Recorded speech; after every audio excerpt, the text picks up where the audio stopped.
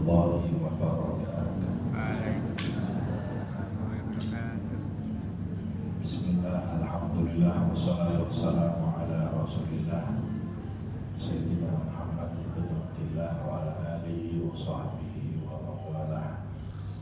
Amma ba'd, hadratan muhtaramin, para alim, para ulama, para sepuh bin sepuh, haji sepuh yang senantiasa kami muliakan, para bapak, ibu yang dirahmati Allah Subhanahu wa taala. Alhamdulillahirabbil alamin. Malam ini kita telah memasuki malam yang ke-25. Tidak terasa bulan Ramadan akan segera meninggalkan kita. Mudah-mudahan hari-hari terakhir dari bulan Ramadan kita tetap diberikan semangat untuk berpuasa dan qiyamul lail pada malam harinya. Para bapak ibu sekalian yang dirahmati Allah Subhanahu wa taala, kalau pada pertemuan yang lalu kita membahas tentang suami, maka tidak adil kiranya kalau tidak membahas juga tentang istri. Karena Allah menciptakan manusia itu berpasangan. Ada laki, ada perempuan, ada suami, ada istri. Alhamdulillah yang punya pasangan, puji syukur kehadiran Allah Subhanahu wa taala. Yang belum punya pasangan, jangan putus asa, terus semangat berdoa. Pasti cara jodoh itu sudah ditentukan oleh Allah Subhanahu wa taala. Berbicara tentang wanita, tirose wani ditotok, wanita. Hidup di dunia ini kita mencari ridho Allah, dan tempatnya ridho Allah itu ada di dalam surga. Maka kita semuanya kepingin masuk surga. Berbicara masuk surga, sebetulnya yang paling mudah masuk surga itu adalah wanita. Lebih gampang mlebu swarga. Baginda Rasul sallallahu alaihi wasallam bersabda, "Idza innal mar'ah idza shallat khamsaha." Jadi kalau kepingin masuk surga, orang perempuan yang pertama kudu sholat. Sholat gak usah kudu warna-warna. Pokok sholat 5 waktu. Jadi masih gak ditambah isi warna-warna. Yang pertama sholat 5 waktu. Wa shaman syahraha, poso nggih mboten warna-warna. Sing penting poso Ramadan. Wa ahsanat farjaha, dan dia menjaga harga dirinya. Kemudian wa ata'an ba'la, jadi yang keempat adalah taat kepada suaminya. Sudah 4 perkara ini: sholat, puasa, menjaga dirinya, dan taat kepada suaminya. Fantadkhul min ayyi abwabil jannati syaa. Maka orang perempuan itu dipersilakan masuk surga dari pintu mana saja ia suka. Saking dari istimewanya, mau pintu yang mana silakan masuk. Subhanallah, ini adalah wanita ahli surga. Sholat, puasa, menjaga kesucian dirinya, dan yang keempat adalah taat kepada suaminya. Kemudian baginda Rasul sallallahu alaihi wasallam ini satu ketika ada seorang sahabat namanya Qais bin Sa'ad. Qais bin Sa'ad ini satu ketika mendatangi daerah namanya Hira. Di Hira ini Qais bin Sa'ad ini melihat bahwa orang-orang itu sama memberikan penghormatan kepada tokoh masyarakatnya, pemimpin mereka, kaum Persia yang disebut dengan Marzuban.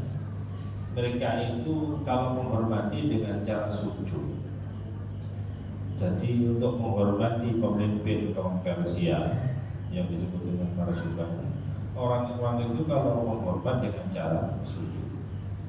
Maka kemudian Qais bin Sa'ad terbesit dalam hatinya, wah ini saja nih sing pantes disujudi itu Kanjeng Nabi Muhammad sallallahu alaihi wasallam. Ya boleh aku tak pola Madinah, aku perlu kanjeng Nabi, aku tak sujud nang kanjeng Nabi. Satu ketika datang ke Madinah, ini Qais bin Sa'ad. Kemudian dia minta izin, ya Rasulullah, izinkan aku untuk sujud kepada. Maka tersikan Nabi lah, ojo sujud.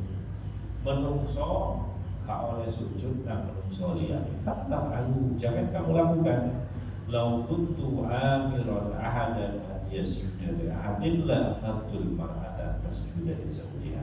Seandainya aku mengizinkan manusia sujud kepada manusia yang lain, maka yang tak sujud itu adalah seorang istri kepada suami, sujud kepada suami, karena saking dari besarnya haknya suami atas istrinya.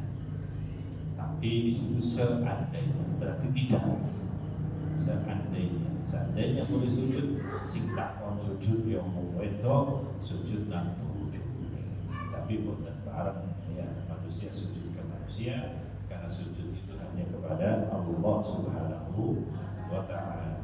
La tasjud li, jangan kamu sujud kepadaku, wa la yasjudu ahadun li ahadin min khalq, dan tidak boleh seseorang sujud kepada makhluk yang lainnya.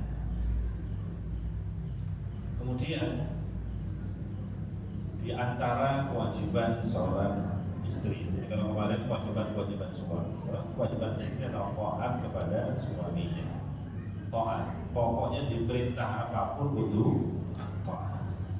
Sampai-sampai terus kanjeng Nabi, idza da'a ar-rajulu imra'atahu ila firashin, lek ana wong lanang ngejak turu nang sing wedok nang bojone. Fa'abat an taji'a, kemudian dia menolak mau. Fabata wa bana laiha, maka semalaman si suami ini marah, la'anat hal malaikatu hatta tusbih. Maka tidak hanya suami yang marah, karena suami marah, malaikat melaknatnya, melaknat wanita itu sampai subuh, sampai pagi hari. Di hadis riwayat Imam Bukhari. Selanjutnya, baginda Rasul sallallahu alaihi wasallam dalam hadis At-Tabrani bersabda, salah satu la tuqbal lahum shalatun. Ada 3 orang yang sholatnya gak diterima oleh Allah Subhanahu wa taala.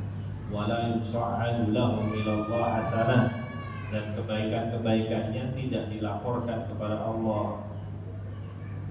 Siapa itu 3 orang? As-sakran hatta yasbur. Yang pertama adalah orang yang lagi mabuk sampai dia itu siluman, sampai waras. Jadi mau mabuk, misalnya mau sholat, dia sholatnya kan dicatat sampai waras. Wal mar'atu sakhitu 'alaiha zawjuha, dan seorang istri yang mana suaminya lagi marah. Kalau suaminya lagi marah, maka istri berbuat kebaikan apa saja, maka enggak dicatat, enggak diaturkan kepada Allah Subhanahu wa taala. Kemudian yang ketiga, wal abdul abid hatta yarji, adalah seorang hamba sahaya, seorang budak yang muncul dari majikannya. Maka kalau dia melakukan kebaikan apapun, sholatnya pun tidak diterima oleh Allah Subhanahu wa taala. Maka seorang istri harus mencari ridha suami. Maka kata baginda Rasul sallallahu alaihi wasallam, wanita mana saja yang mati dalam keadaan suaminya ridha, maka dia masuk surga. Kemudian satu ketika ada orang perempuan sowan kepada baginda Rasulullah SAW. Perempuan ini kemudian bertanya, ya Rasulullah, ma haqqu zawjil mar'ah? Ya Rasulullah, apa kewajiban orang perempuan kepada suami? Apa kewajiban istri? Adalah Allah tamna'a nafsaha walau kana ala dhahri qatabin. Kewajiban istri adalah melayani suaminya. Istri tidak boleh menolak kemauan suaminya dalam kondisi apapun. Dan yang kedua, wala tasumu yauman illa bi'idnihi ila Ramadan, dan janganlah atau istri tidak boleh puasa dalam satu hari, tidak boleh puasa kecuali atas izin suami, kecuali bulan Ramadan. Bulan Ramadan itu orang usah izin sebenarnya, soalnya kabeh wajib puasa. Tapi kalau selain bulan Ramadan, istri mau berpuasa, dia harus izin dulu kepada suami. Kalau memang tidak izin, mau puasa Senin Kamis, puasa Daud, kok gak izin bojone, maka pahalanya itu yang dapat suaminya, sementara dosa yang dapat istrinya, meskipun dia yang puasa. Maka harus izin kepada semua istri. Sebetulnya istri gak perlu puasa sunnah tadi itu ya. Dan mlebu swarga sing penting taat kepada suami. Sholat yang wajib saja, puasa sing wajib saja, sing penting taat kepada suami. Wala takhruju illa bi'idnih, dan tidak boleh keluar rumah kecuali atas izin suami. Jadi kalau mau keluar rumah harus izin suami, harus izin dulu ya. Fa in kharajat li nafsiha, kalau memang dia keluar rumah sakar PDW dan izin sama suami, la'anatha malaikatur rahmah, maka dia dilaknat oleh malaikat rahmah, wa malaikatul azab, dilaknat juga oleh malaikat azab hatta tarji, sehingga dia kembali ke rumahnya. Maka izin ya, seorang istri izin kepada suami keluar rumah, mau pengajian harus izin, mau ke pasar harus izin, mau ngapain keluar rumah harus izin. Dan jangan menyakiti suami. Kalau seorang istri menolak perintahnya suami, ajakan suami, maka suaminya sakit hati. Kalau sakit hati, apa yang terjadi? Kata baginda Rasulullah SAW, hadis riwayat Imam Tirmidzi, hadisnya hadis hasan, la tu'dhi imra'atun zawjaha fid dunya illa qalat zawjatun min al-hurri. Kalau ada seorang istri dia menyakiti hati suaminya, maka bidadari di surga itu kemudian teriak. Bidadari di surga kemudian teriak, la tu'dhihi, orang perempuan, jangan kamu sakiti dia, semoga Allah melaknatmu. Kenapa? Karena suamimu itu di sisimu sebentar lagi akan berpindah ke pangkuanku. Maka kalau bapak-bapak ya lagi dibuat murka, marah sama istri, jangan terlalu murka, karena saat itu bidadari itu menunggu bapak-bapaknya. Makanya kalau tidak kepingin seperti itu, istri-istri jangan pernah membuat kecewa suaminya. Maka siapa istri yang salihah itu? Apakah istri yang paling cantik? Istri cantik itu tidak serta-merta bisa membahagiakan suami. Buktinya banyak artis ya, sing lanang ganteng, sing wedok ayu, gak sampai setahun pegatan. Bukan itu. Maka tatkala ditanya tentang istri yang salihah, ya, apa kata kanjeng Nabi? Al-mar'atus salihah man idza nadarta ilaiha sarratka. Wanita yang salihah itu adalah perempuan yang tatkala engkau atau suami memandangnya, maka dia bisa membahagiakan. Maka istri-istri itu kalau di dalam rumah harus banyak senyum ya, supaya suaminya betah di rumah. Dan dipermutin toh, akhirnya gak kerasan di rumah, akhirnya suka nang warung kopi, kemudian warung kopi cendol, waktu tambah bahaya ya. Kenapa kok suka warung di luar ya? Karena tidak kerasan di rumah. Maka jadilah istri itu bidadari yang ada di dalam surga, baiti jannati. Maka apa artinya surga kalau tidak ada bidadarinya? Yang ada mak lampir, megelindo, ayo muncul terus suka. maka harus si istri ini harus bisa menyenangkan. Man idza nadarta ilaiha sarratka wa idza amartaha ata'atka. Dan kalau engkau atau suami memerintahkan, maka dia taat kepada istri, ya, kepada suaminya, ya, kepada suami. Dan kalau suaminya wa idza ghibta anha hafizatka fi malika wa nafsiha, tatkala engkau keluar rumah, maka si istri itu bisa menjaga hartamu, harta suami, dan bisa menjaga harga dirinya, kesuciannya. Nah sekarang itu banyak, kalau suaminya kerja, istrinya undang pria lain ke rumahnya, lain yang kaya. Waliyadzubillah, mudah-mudahan keluarga kita dijauhkan dari hal yang demikian. Ada 3 sifat relatif, sifat yang bisa berkebalikan antara sifat laki dengan perempuan. Ini katanya Sayyidina Ali bin Abi Thalib. Kata Sayyidina Ali, khairu khisalin nisa syarru khisalir rijal. Ada 3 sifat yang itu baik dimiliki oleh orang perempuan, tapi malah jelek dimiliki oleh orang laki-laki. Sekali lagi, ada 3 sifat yang tatkala dimiliki oleh orang perempuan menjadi baik, tapi kalau dimiliki oleh orang laki-laki menjadi jelek. Apa itu? Yang pertama, az-zahbu. Az-zahbu itu kereng, ya, kasar, kereng. Itu kalau dimiliki oleh orang perempuan itu baik, ada baiknya. Maksudnya kereng itu lek ning omah kereng.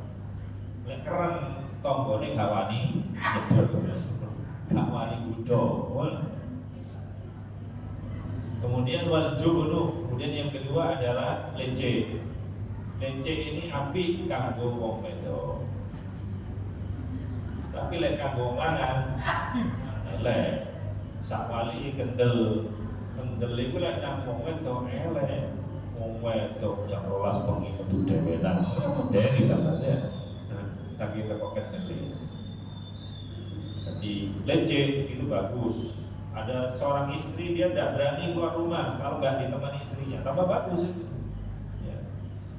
Lece. Tapi wong lanang lece, ya elek. Kemudian yang ketiga adalah al-ukhlu bakhil, medit kanggo wong wedok sae, medit kanggo wong lanang boten sae. Napa kok wong wedok medit iku sae? Soale sing nyekel duwite wong lanang iku biasa sing wedok. Lek loman-loman bahaya, Pak. Gurung tengah wulan duit sampean bayar entek digeser sedekah kabeh. Kelomanan rek. Maka karena memegang hartanya suami, kalau istri itu medit, maka dia lebih bisa menjaga hartanya suami.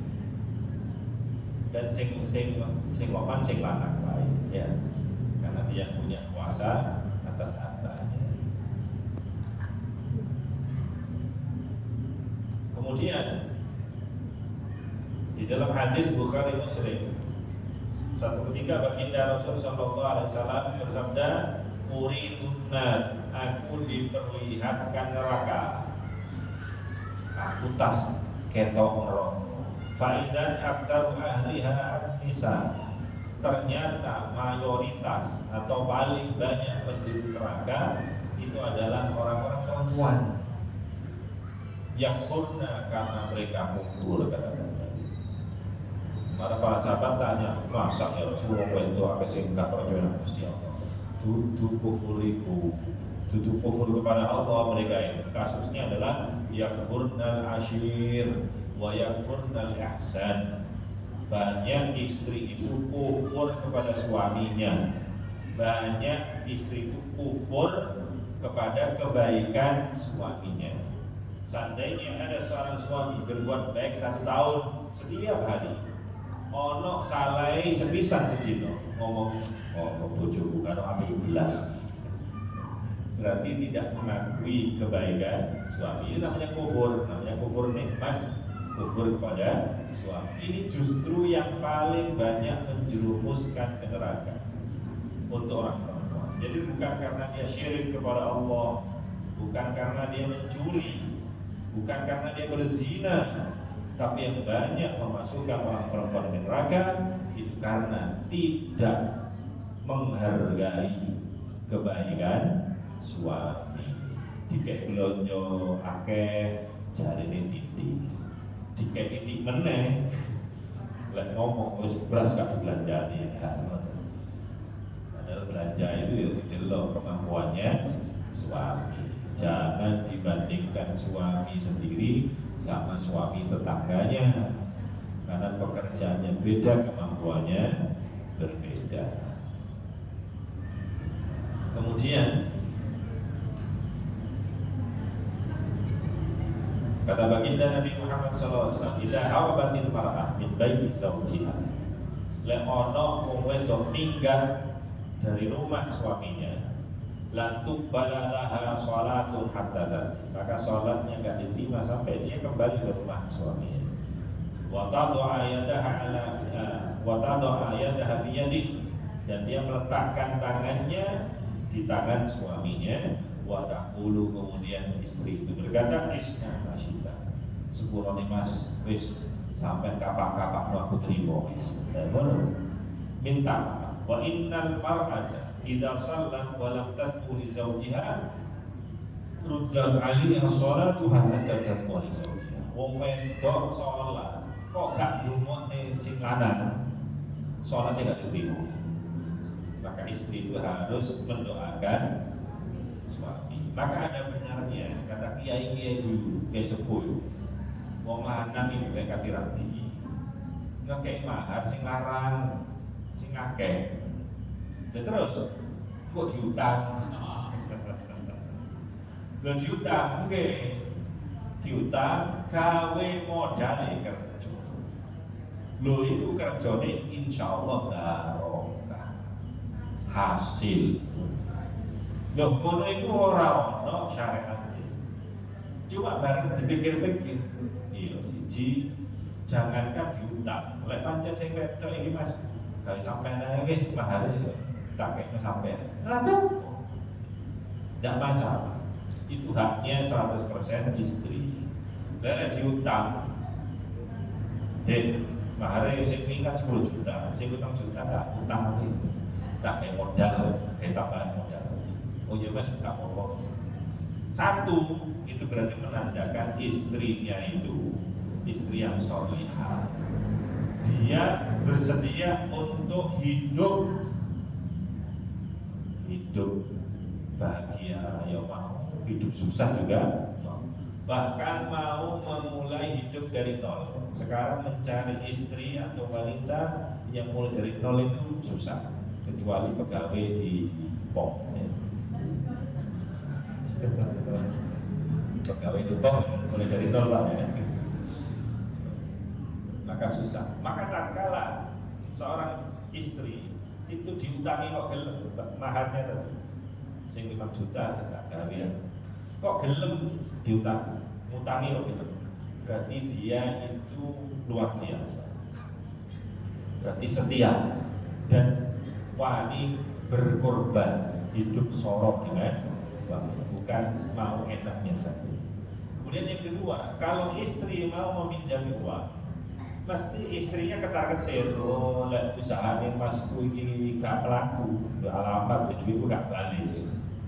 Karena wedi usahane suami gak sukses, akhirnya bareng setiap suaminya ini pergi kerja, istrinya dia sholat duha.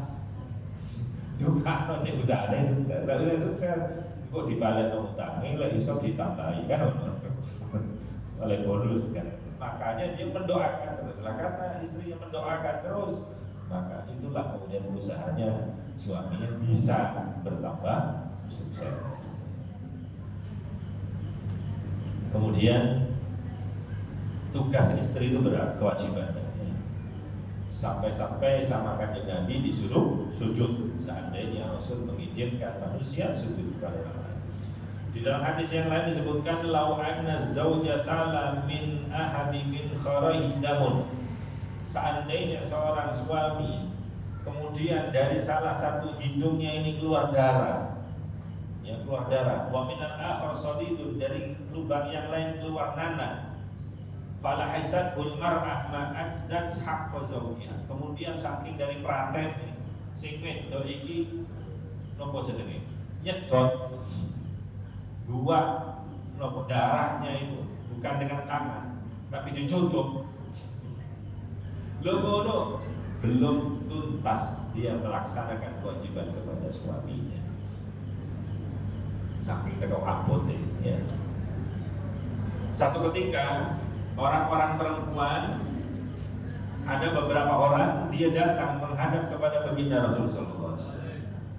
Ya Rasulullah, kami ini orang-orang perempuan, ya. Kami ini perwakilan dari kampung datang kepada panjenengan. Kami ini para wanita, ini juga kepingin ganjaran jihad. Sementara kami kan tidak boleh keluar rumah, nggak boleh kemana-mana, harus menjadi suami, harus ngurus anak. Nah, padahal pahala jihad itu sangat besar sekali. Sementara orang laki-laki duit ganjaran Jumatan, orang laki-laki duit ganjaran haji atau umroh berulang-ulang berkali-kali. Orang laki-laki bisa juga perang, sementara kita ada di rumah. Padahal kami juga kepingin pahalanya besar kayak begitu. Kami juga kepingin jihad. Maka baginda Rasulullah SAW bersabda, mau rungokno, jadi kanjeng Nabi. Aku gak pernah krungu omongan wong wedok sing luwih apik teko iki. Wong wedok ternyata iri ganjarane wong lanang. Wis ngene tak kandhani. Nanti sampaikan kepada orang-orang perempuan di kampungmu, nanti sampaikan. Sekarang kamu pulang, beritahukan kepada mereka yang bertanya itu, maka sebaik-baik jihad kalian itu adalah mencari ridho suami kalian dan mengikuti apa yang menjadi perintahnya.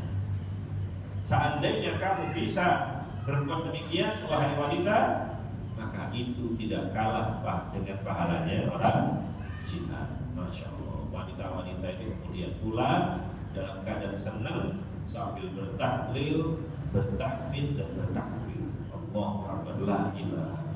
Ya wis, kalau Rasul kan Nabi, ya berarti kalau nggak usah perang ya, cukup ada di rumah ya. Karena memang harus bagi tugas. Suami istri itu seperti orang sepak bola ya. Ada yang penjaga gawang, ada yang bagian penyerang. Lek nyerang kabeh kebobolan, harus bagi tugas memangnya. Ini bukan berarti melecehkan wanita, ini bagi pembagian tugas. Jadi kalau orang perempuan misalnya nggak boleh jadi pemimpin, itu bukan berarti Islam melecehkan, tidak, tapi karena besarnya tugas seorang istri. Di dalam hadis riwayat Tabrani, ada seorang suami, dia keluar rumah, pesan sama istrinya, "Dek, lek aku gurung teko, ojo metu-metu omah. Wis pokoknya meneng oleh omah. Ojo metu-metu omah." Nggih, Mas. Suaminya keluar rumah. Apa yang terjadi? Bapaknya sakit. Bapaknya yang perempuan ini sakit. Akhirnya ada orang datang. "Mbak, bapaknya sampai lorong. Sampai di antara mulai maksudnya tak mau main bapaknya sampai waduh ya apa ya bojoku salah metu kawannya nggak keluar ya." Kemudian tapi bingung ya apa, wis akhirnya ngomong dulu ya, takokno sing nak kanjeng Nabi, kira-kira aku oleh tutup omah, padahal wis dipeseni bojoku gak oleh waktu. Soalnya bapakku loro. Akhirnya dia datang kepada kanjeng Nabi. Ya apa kanjeng Nabi? Tiang sering itu. Oleh metu omah ta ora? Boten angsal ati kemudian sampaikan kepada dia, taatlah kepada suaminya. Disampaikan sampai kudu melok bojone. Begitu. Kemudian beberapa hari datang lagi orang yang dari rumahnya. Mbak, bapaknya sampai mati, wafat sedo, masuk sampai nggak memberikan penghormatan terakhir tahun kota itu. Waduh, cukup teko ya. Akhirnya izin lo dengan kanjeng Nabi, aku oleh nggak nyelak lanang. Apa pesan kanjeng Nabi? Ati zaujami. Sampaikan kepada orang perempuan itu, wis taat tenan bojo. Disampaikan. Akhirnya, ya tetap masuk bapaknya dewi mati, tak betul, nggak berani meninggalkan rumah. Loh, jenenge tonggo itu rasa-rasa nggak api, warna rokok, di gede no, barang gede serapi, bapaknya loro itu kan disabar. Bapaknya mati, belum tak ora. Lah kan diwasani macam-macam. Akhirnya apa? Karena kegaduhan itu sampailah kepada baginda Rasulullah SAW. Apa terus dengan Nabi? Innallaha wafara li abiha bi ta'atiha li zawjiha. Ngerti apa ngomong ya? Bapak sing mati, bapak wong wedok sing mati. Iku disepuro be Gusti Allah. Semua dosanya diampuni sama Allah karena dia punya anak perempuan yang dia taat sama suaminya. Bukan seneng sing mati. Kalau dosa-dosanya diampuni oleh Allah Subhanahu wa taala. Kenapa kalau diampuni? Karena dia punya seorang putri yang salihah, yang taat kepada suami. Maka kalau ada seorang istri taat sama suami, ojo dirasani, justru orang tuanya akan bahagia nanti di akhirat, beruntung punya anak perempuan kayak demikian. Ya. Wong wedok niki lek wis rapi, taatnya pindah, bukan taat lagi kepada orang tua, tapi taatnya pindah kepada suami. Lek kepingin gak pindah nang suami, ya wong tua, ojo dirabekno anakmu. Begitu angkah tuka wazawasuka, itu berarti sudah pemindahan keridhaan dari ridho orang tua kepada ridhonya suami. Orang tua sudah ridho mestinya kalau sudah angkah tuka wazawasuka. Maka jangan banyak orang tua menuntut kepada anak perempuan, karena anak perempuan itu sudah pindah ketaatannya kepada suaminya. Satu ketika ada orang perempuan datang kepada baginda Rasulullah SAW. Ada satu keperluan. Setelah selesai keperluan, kemudian kanjeng Nabi tanya, awak bisa rabi lah? Sampun kanjeng Nabi. Wong wedok sampun. Wis, ya apa wong gue sampean bojomu itu bagaimana kamu memperlakukan suami? Maka katanya orang perempuan, aku kanjeng Nabi, saya ini terus melayani suamiku semampuku. Aku tidak pernah lalai di jalan kewajiban kepada suami. Oh, benar kata kanjeng Nabi. Fangduri aina anti. Teruslah kamu introspeksi dan melihat bagaimana posisimu sebagai istri di hadapan suami. Kenapa? Fa innama huwa jannatuki wa naruki. Karena suamimu itu adalah faktor penentu surgamu atau neraka. Itu tergantung suami. Maka tatkala istri mati, suami ridho, dia akan masuk surga. Tapi kalau dia mati, suaminya tidak ridho, boleh jadi seperti yang disampaikan oleh baginda Nabi, aku diperlihatkan neraka. Ternyata di situ yang banyak adalah orang perempuan. Asma binti Abu Bakar. Abu Bakar itu orang kayanya para sahabat, wong sugih. Dua anak jenenge Asma. Asma ini berarti saudarinya Siti Aisyah. Siti Aisyah istrinya kanjeng Nabi Muhammad sallallahu alaihi wasallam. Masih dua bapak sing sugih. Kok pas rabi oleh wong lanang sing marah. Namanya Zubair bin Awam. Zubair ini gak duwe nopo-nopo, gak duwe sawah, dia gak duwe apa, gak punya apa-apa dia. Sehingga dia bekerja di satu sawah, dipekerjakan di tanahnya baginda Nabi Muhammad SAW. Itu ternyata yang bekerja siapa? Yang bekerja justru adalah istrinya, yaitu Asma binti Abi Bakar. dilek panen ya. Sing ngembal riwari hasil panen ini asbab binti yang benar. Anaknya orang kaya, anaknya orang terpandang, anaknya tokoh masyarakat, tapi begitu menikah maka istrinya ini karena ngerti suaminya kesusahan kayak begitu, dia membantu pekerjaan suaminya. Dan suaminya kemana? Suaminya ini namanya Zubair, perang gitu, disuruh jihad sama kanjeng Nabi. Maka yang membantu di urusan pekerjaan adalah istrinya. Padahal ini adalah adik iparnya Nabi Muhammad SAW. Padahal ini adalah putri daripada Abu Bakar As-Siddiq. Sama juga Siti Fatimah. Siti Fatimah itu putri kesayangannya Nabi Muhammad SAW. Tatkala menikah dengan Sayyidina Ali, Sayyidina Ali itu orangnya boten suki. Apa yang terjadi? Sing gede pawon ya Siti Fatimah ini kalau bola-bola pasang. Sampai karena beliau itu capek, satu ketika mengadu kepada ayahnya, yaitu baginda Nabi Muhammad SAW. Romo, kula niku gendino ulang-ulang sampai kapal kabeh kakak kula niki. Lah terus ibu menawa sampean duwe budak-budak iku cek bantu-bantu di omah. Apa kemudian kata Kanjeng Nabi? Apa kemudian Kanjeng Nabi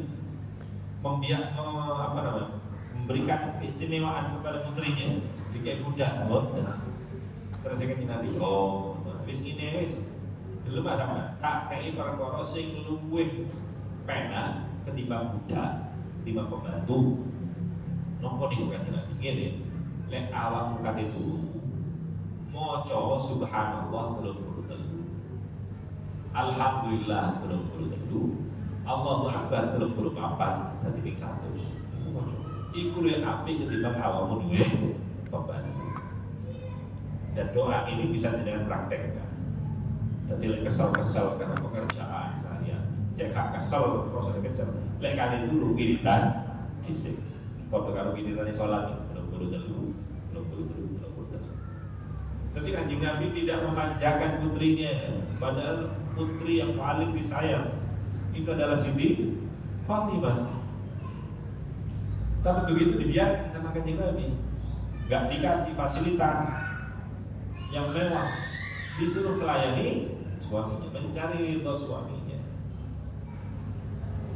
Buat sing terakhir, perawi kaki dipun mulai dengan Allah Subhanahu Wa Taala. Ini awal ma tus'al anhu yaumil qiyamah salatiha. Pitakon dino kiamat untuk orang perempuan. Yang pertama kali yang ditanyakan adalah tentang sholat. Mari ngono wa haqqi zawjiha. Yang kedua adalah tentang suaminya.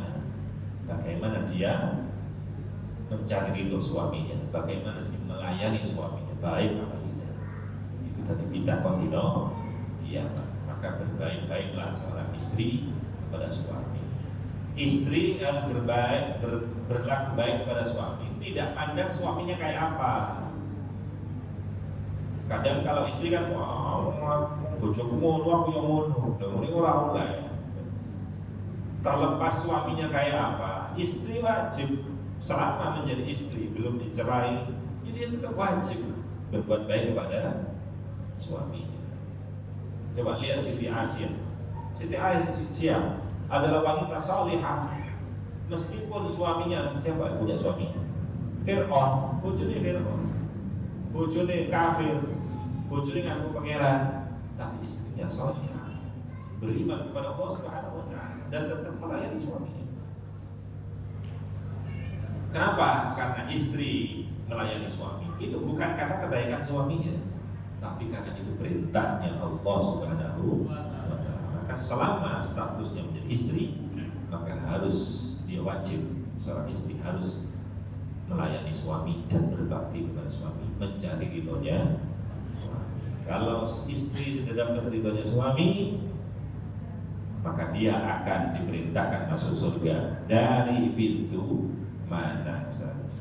Maka mudah-mudahan sing lanang bojone panjenengan ibu-ibu dadi wong lanang sing saleh. Lah ibu-ibu istri-istrinya menjadi yang salihah. dari pasangan suami yang soleh, istri yang solihah, maka anak-anaknya mudah-mudahan semua menjadi anak-anak yang soleh dan solihah, sehingga kemudian terbina keluarga yang sakinah, mawaddah warahmah, dan diridhoi oleh Allah Subhanahu wa taala. Muga-muga kelawan wawasan suratul Waqiah setiap malam panjenengan baca surat Waqiah, tidak hanya di bulan Ramadan, di luar Ramadan kemudian hari baca Waqiah, maka setiap hari Waqiah itu mudah-mudahan Allah berikan rezeki sing cukup, rezeki yang bisa mendatangkan kebahagiaan pada keluarga, rezeki yang bisa mendatangkan semangat untuk beribadah, rezeki yang semakin mendekatkan kita kepada Allah Subhanahu wa taala. Mudah-mudahan pahala demi pahala yang kita dapatkan setiap hari juga diberikan pula kepada bapak ibu kita yang telah meninggal dunia. Begitu juga jamaah Masar Waqiah yang telah meninggal dunia, yang uzur tidak bisa hadir karena sudah wafat, karena sudah dipanggil ke akhirat Allah Subhanahu wa taala, mereka juga mendapatkan pahala yang sama. Amin Allahumma. Al-Fatihah. Ya Rabbi ya